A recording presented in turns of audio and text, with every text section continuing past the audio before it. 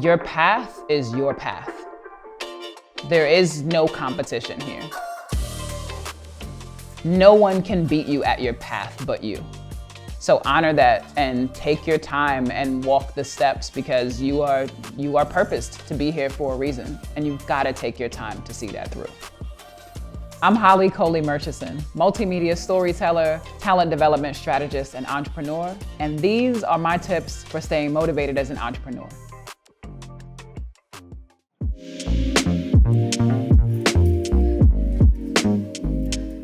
For me, managing my time is really about managing my energy. And what that looks like changes throughout the seasons. It's an iterative process, so I have to test out things and see what works. I'm also a person who really appreciates ritual. So the best advice I can give is find the ritual that works for you and keep iterating on it. Like, see what feels good. For some, you might be like a morning person and you get your best work done in the morning. For others, you might be like, I'm a night owl. I need that midnight to 3 a.m. is my sweet spot. The most important thing is to do what works for you. In this season, how I structure my days is I wake up between 5 a.m. and 6 a.m.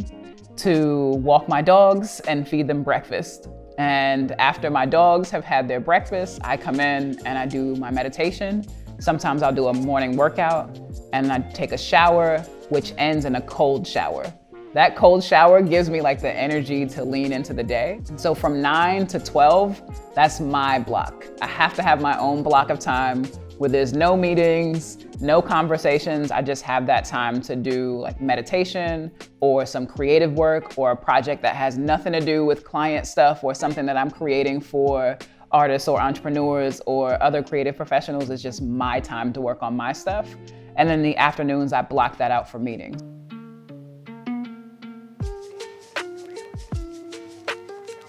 I have faced burnout I'm smiling about it, like I'm so glad that that's done. I have absolutely faced burnout, and it came from me just trying to push too much. I think it's so important to know your limits, and not saying that you aren't capable of doing anything, but just knowing when enough is enough. So there were moments when I would try to stay up till midnight, knowing I had to be up at 5, and that wasn't it. And to do that repeatedly was a killer. So I made the choice to say, what's more important to me? Living a fulfilled life with my family and my loved ones and being able to experience the fruits of my labor with them, or being so absent from the present moments with them that I never get the opportunity to see those things. And that was an easy moment for me to say, oh, wait, I'm in control of my schedule. I can reel this back in and say, you know what? Yeah, no, I can't take that meeting on this day. Yeah, that trip sounds cool, but I'm actually gonna have to turn it down.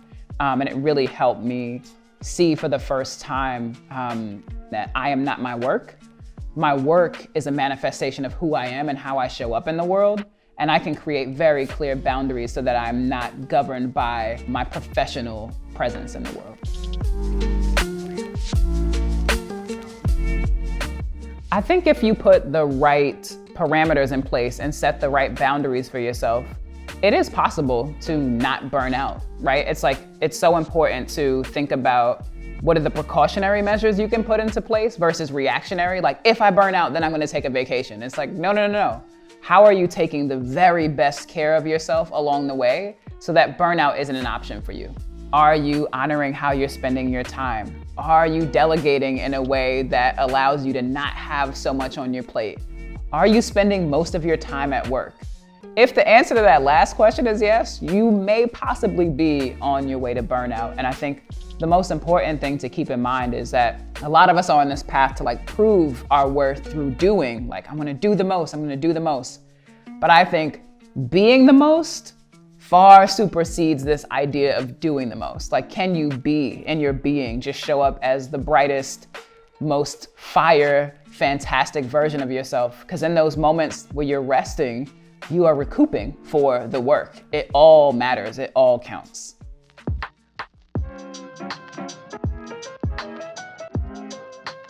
I stay focused and motivated on the end result by spending part of my time just thinking about the past and part of my time thinking about the future. And what I mean by the past is there are some incredible ancestors in my lineage who have passed this baton down to me. So I know that I am, a path, I'm a leg of the race for them. So I'm like, okay, eyes on the prize. And then when I think about future, I'm thinking about who am I passing this baton to? So in this day, the minutia of my task list might feel really far away from the 5-year goal that I have, but I'm like, oh, let me keep my eyes on the prize. Ancestors paved the way, and my future children and generations ahead of me and the world ahead of me is counting on the contribution that I'm willing to be consistent enough to commit myself to every day. If you look in the corner of this photo, you'll see my grandmother right there.